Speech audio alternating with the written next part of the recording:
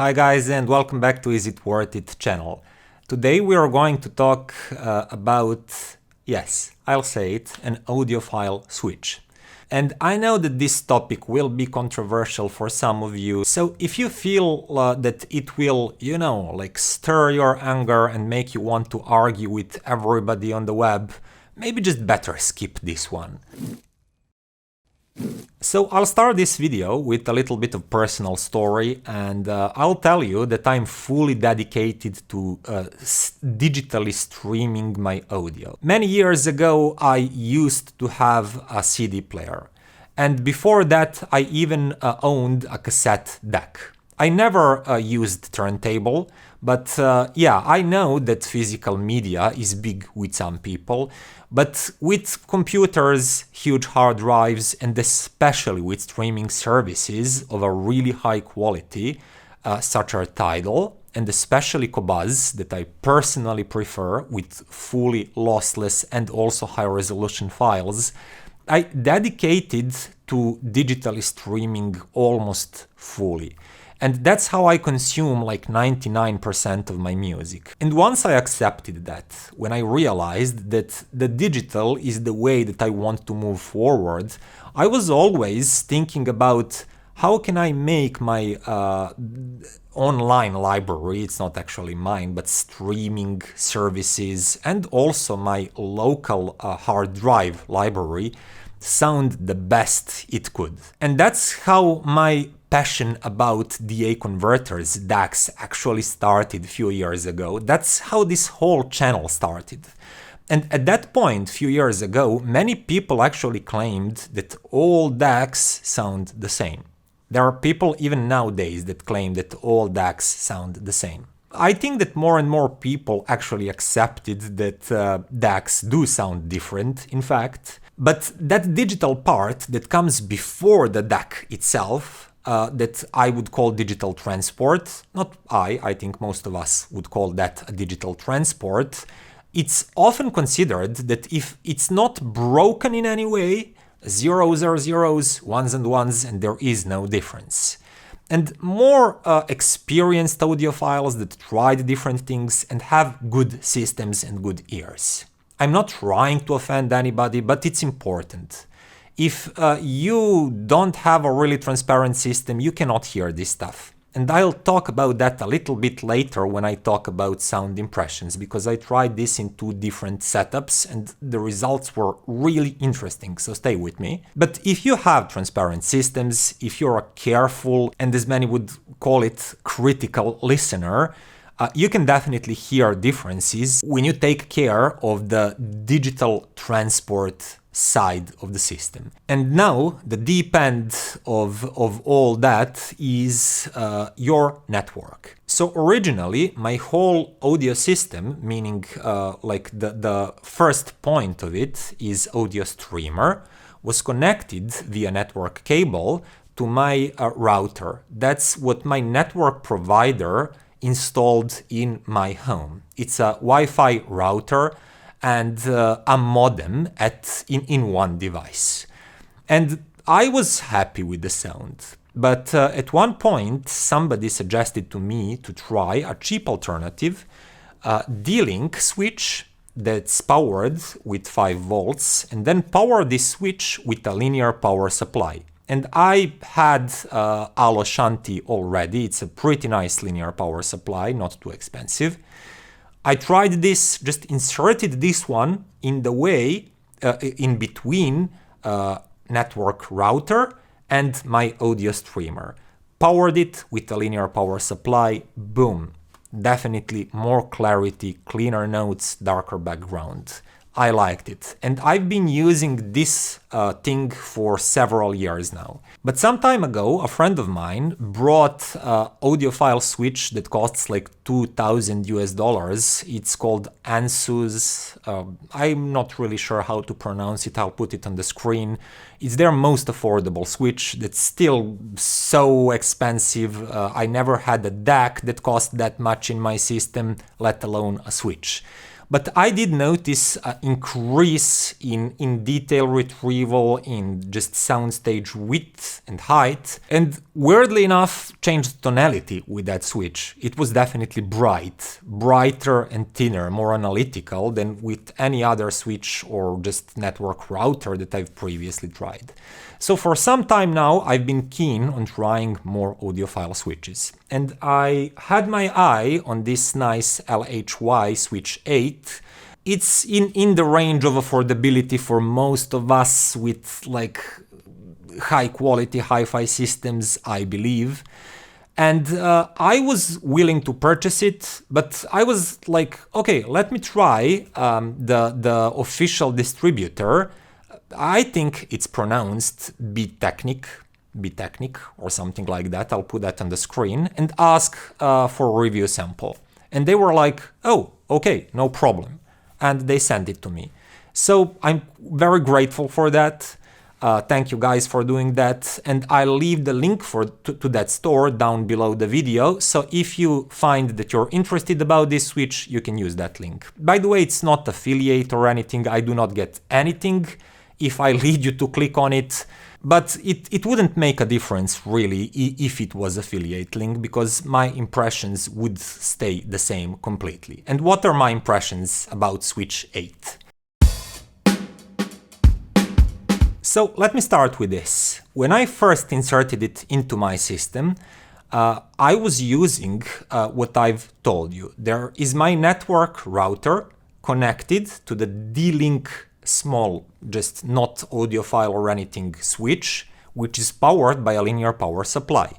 Then that is connected to my Pi 2 Design Mercury streamer, which is then connected to my DAC, that is nowadays actually my own do-it-yourself tube DAC, which performs on pair, or I will say actually better than Lampizator Baltic. And then it is that DAC is connected to Acoustic Invader Fulcrum preamp, which is connected to Acoustic Invader Ice Power 1200 power amp and to my Spirit Winds speakers. And this is very revealing setup, which actually costs at this point a little bit above 10,000 euros, but it can really hold its ground against some pricier commercial products, commercial systems. I've listened to commercial systems of like 20, 30, 40, 50,000 US dollars that are on pair roughly with my own system. And in this kind of system, very revealing, that I use every day and I'm acquainted to it, I do this for you, I immediately noticed the difference when I inserted SW-8 instead of D-Link switch. I have to tell you this, at first, like maybe a few songs, I thought like the energy of leading notes decreased slightly. It sounds smoother and it feels slightly more revealing, especially in higher frequencies, but it feels like energy is a little bit, it's not as energetic. Because I was quite used to something that this switch did to the sound, and that is like slightly boldening and padding leading tone edges. But after some time of like few days listening to SW-8, it got warmed up and I get used to its sound a little bit more. I realized that it definitely reveals more things happening. In the main tone too, like guitar plucks, they feel like have slightly more texture. And those small short vibrations and tone decays happening after that leading edge are revealed a little bit easier. When I move back to D-Link nowadays, I feel that boldening of that main leading edge, but in the process, those small details that I've just talked about get hazed and they're lost in that boldening of the leading edge only. And then I realized that even though this is a digital part of the system only, it should not influence the overall volume level. Those leading edges are a little bit louder and I have to lower my volume just a little bit. But I definitely lost some of the fine atmosphere and some of the fine detailing that I got with Switch 8. So I moved back to it.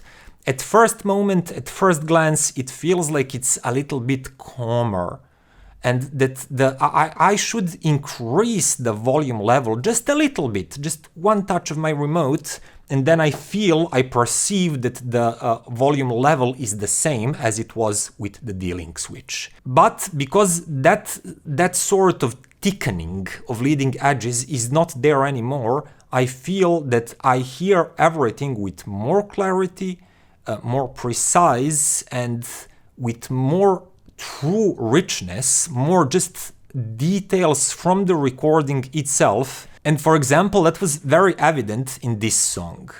I listened to it, and after several times of listening to it through Switch 8, I moved back to D-Link, and I definitely feel that it hazes the details, it blurs the details a little bit, it boldens only leading edges. It makes the sound feel a little bit louder, but not in a positive way. You feel like you need to decrease the volume just a little bit, and you lost some of the fine detailing and atmosphere that Switch 8 brought to that song. So it's a kind of difference that's actually not as noticeable when you do for the first time quick A-B switching and comparisons. You feel like, yeah, there's a slight difference, but I'm not sure if it's a good one. But the more you listen to the music through Switch 8, and the more you accommodate yourself to that calmer, more natural rendering of detailing, you really tend to miss that composure, that calmness, and that effortlessly revealing sound once you put the Switch 8 outside of your system. Next thing I did is that I compared it directly to my network router if I don't use Switch with a linear power supply at all, and that was a much bigger difference. Now, directly to the network router provided by my network provider, that sound is definitely more blurry. The bass line is less defined, it's a little bit bloated, everything is just touch hazier, less deep, less spacious, there is less air around instruments. And if you don't own any sort of solution that's better than that default provided network router, the chances are that you are going to hear definitely a very noticeable difference when moving to Switch 8. Of course, if the rest of the system is really good and really transparent. Which actually leads me to the second part of this review, which is that I was curious to find out, will I notice this kind of difference in a less resolving system? And for that part of the test, I took out a small Class D. It is a small and very affordable SMSL A300 amp, but it is a very capable amp that punches quite above its weight and its price. And I connected KEF LS50 speakers to that amp, and I also used some much more price-appropriate DAC like Topping E70 Velvet. In that case, I definitely didn't notice any differences going from one switch to the other. Going from that router to D-Link powered by a linear power supply to Switch 8, everything sounded quite the same. So that level of system is simply not resolving enough. It sounds good, it sounds great, especially for that price, because all of those components are great, but it's just not revealing enough, and it's not transparent enough for you to actually notice these kind of differences that Switch brings into the system. But move back to my own daily driver, my own setup that I use to test all these DACs and everything I test on the channel, that evolved significantly year to year, and it's now pretty darn transparent sounding. I can easily hear differences between all these switches. And even compared to this D-Link powered by linear power supply, that is already quite an upgrade to just like your regular router with its regular power supply. This is already a noticeable upgrade. And then switch 8 is an upgrade even compared to that.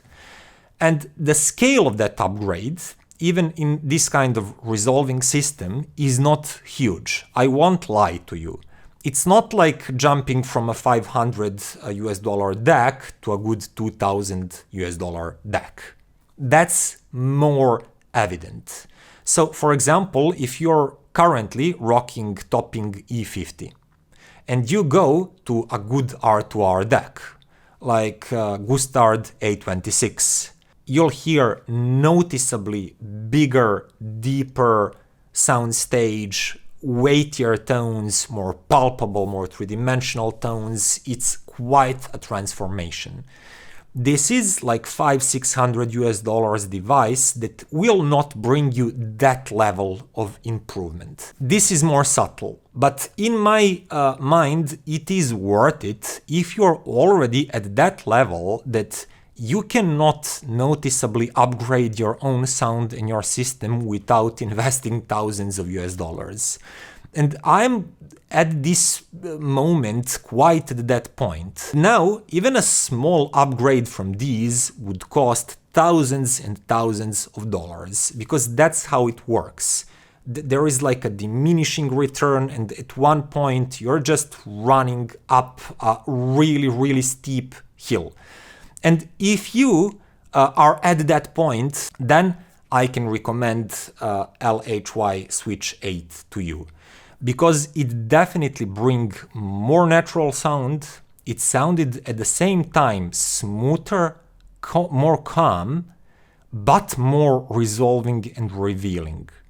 And it feels like you can just crank the volume up a little bit more without getting tired, without being overwhelmed by sound, which is always a good sign in my experience.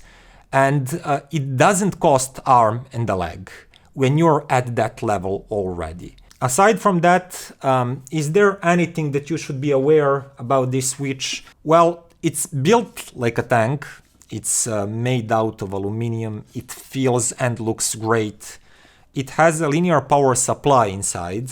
It has a really good filtering, DC to DC filtering also, so stable voltages. It has a really high quality clock that reclocks the signal. LHY is actually very, very transparent with everything they did to this switch, unlike some other hi-fi brands. So you can just visit that link down below my video and look at the pictures, look at features and specs and everything. Everything is laid bare, nothing is hidden, like what switch they originally used, and you can see those pictures. So I won't just repeat all of that, you can see that for yourself. I thought that sharing my personal impression and my personal opinion was more important.